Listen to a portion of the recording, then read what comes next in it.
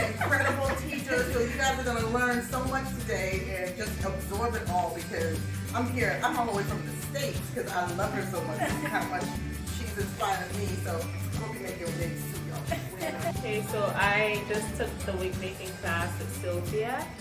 First thing I want to say is she's a wonderful person, very friendly. Before she even started the class, I was able to call her and speak to her about any questions that I had.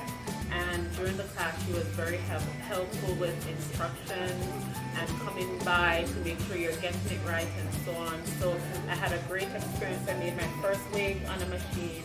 Here it is. It was great and I'm very happy. Miss Sylvia's class, didn't know anything about using a sewing machine. She taught me how to set it up, how to do my threading and the proper mechanics of double waxing as well as track placement on the wig. I was able to make a frontal wig, which came out really well thanks to Miss Sylvia, and she also taught us a few bonus things as well. So I definitely recommend her class to beginners as well, like